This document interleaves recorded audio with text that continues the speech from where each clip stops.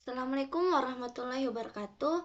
Halo guys, perkenalkan nama saya Sri Wahyuni A dengan NIM 22375023.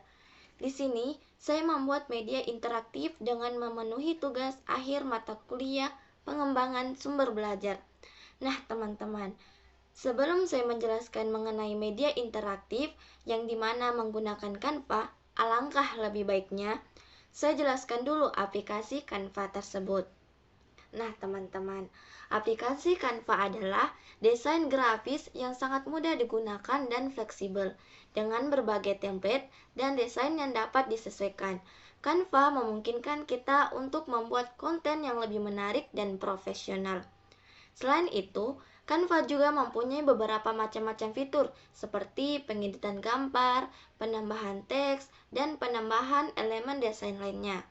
Dan Canva juga menyediakan versi gratis yang dimana di dalamnya Canva menawarkan fitur-fitur yang cukup lengkap sehingga membuatnya menjadi pilihan yang populer untuk membuat desain grafis, presentasi, media interaktif, dan lain-lain.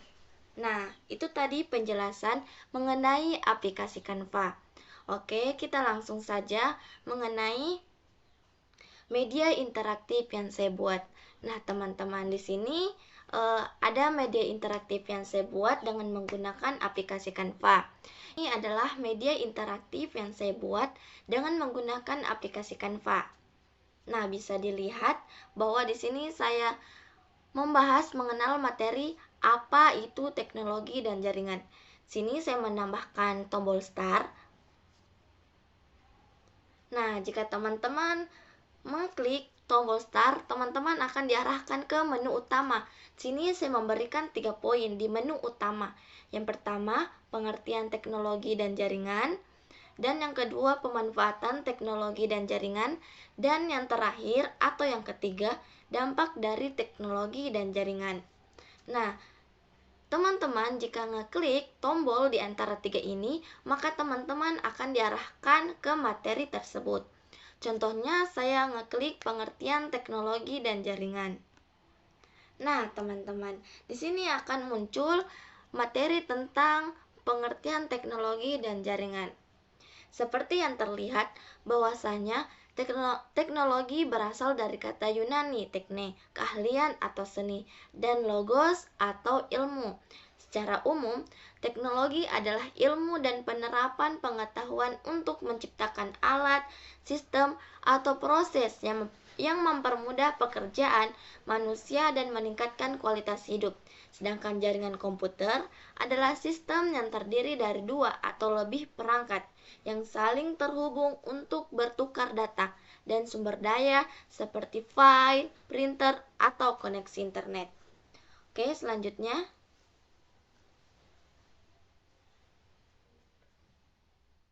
Nah, di sini pemanfaatan teknologi. Di pemanfaatan teknologi ada beberapa bidang. Yang pertama, di bidang pendidikan. Nah, di e-learning dan pembelajaran daring, platform seperti Google Classroom, Zoom, dan Moodle memungkinkan siswa belajar dari mana saja. Dan yang kedua, akses informasi global, teknologi yang memungkinkan siswa dan guru mengakses jurnal, buku, dan video edukatif secara instan. Dan ada juga di bidang kesehatan, di alat diagnostik canggih. Ada CT scan dan robot bedah yang meningkatkan akurasi dan efisiensi pengobatan. Dan ada juga manajemen data pasien, sistem rekam medis elektronik yang memudahkan pengelolaan informasi kesehatan. Oh ya teman-teman, sebelum kita lanjut ke materi sebelumnya, di sini saya lupa menjelaskan bahwasannya yang di bawah pojok kanan ini yang ada tanda panahnya, bahwasannya tanda panah yang mengarah kanan itu tandanya selanjutnya, sedangkan tanda panah yang mengarah ke kiri itu tanda sebelumnya. Contoh, saya klik tanda panah ke selanjutnya. Nah, di sini akan menampilkan materi selanjutnya. Nah, lanjut di pemanfaatan teknologi ada di bidang industri dan bisnis. Nah, otomatisasi produksi. Robot dan mesin otomatis meningkatkan efisiensi dan mengurangi kesalahan manusia. Dan ada e-commerce, teknologi yang memungkinkan transaksi jual beli secara online melalui platform seperti Tokopedia, Shopee, dan lainnya. Dan ada kehidupan sehari-hari. Di kehidupan sehari-hari ini ada smart home, teknologi seperti Alexa atau Google Home yang mengontrol lampu, AC, dan keamanan rumah.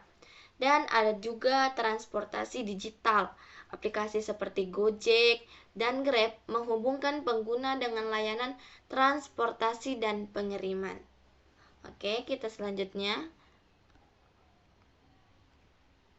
Nah, sedangkan di pemanfaatan jaringan ada di internet dan komunikasi global. Ada jaringan pendidikan dan ada keamanan dan pengawasan. Nah, di internet dan komunikasi global ada dua. Yang pertama, email, media sosial, dan video call, yang dimana memungkinkan komunikasi lintas negara secara instan. Dan ada juga forum dan komunitas online yang menjadi tempat berbagi pengetahuan dan pengalaman. Nah, di jaringan pendidikan sendiri ada jaringan antar sekolah dan universitas yang memungkinkan kolaborasi riset dan pertukaran data akademik. Dan ada juga akses ke perpustakaan digital. Nah, di sini bahwasanya koleksi buku dan jurnal bisa diakses melalui jaringan kampus. Nah, dan ada keamanan dan pengawasan. CCTV berbasis jaringan yang bisa diakses dari jarak jauh melalui internet. Sistem keamanan pintar terintegrasi dengan jaringan untuk deteksi dan respon otomatis. Oke, kita ke next. Nah, dampak dari teknologi dan jaringan. Nah, di dampak dari teknologi dan jaringan, dampak positif teknologi jaringan. Nah, di sini ada komunikasi lebih cepat dan luas, yaitu global. Dan ada akses informasi dan pendidikan jadi mudah. Yang ketiga, bisnis lebih efisien lewat e-commerce dan sistem digital. Dan yang keempat, layanan kesehatan meningkat dengan telemedicine. Dan yang kelima, keamanan lebih baik lewat sistem pengawasan online.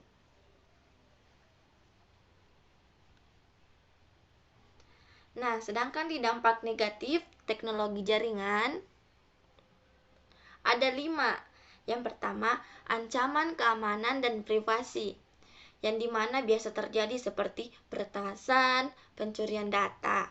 Dan yang kedua, kecanduan digital dan penurunan interaksi sosial. Dan yang ketiga, kesenjangan akses di daerah terpencil.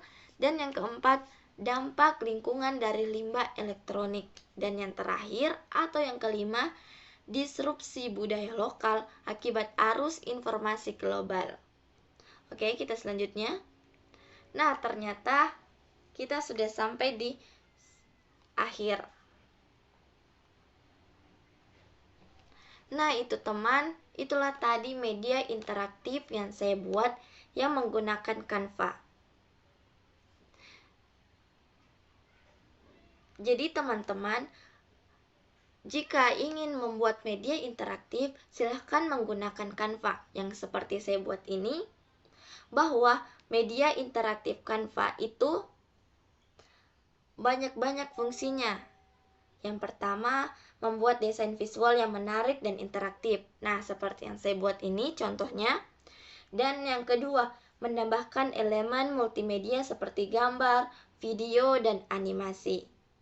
Dan yang ketiga, membuat presentasi yang interaktif dan dinamis. Contohnya seperti ini yang saya buat media interaktif.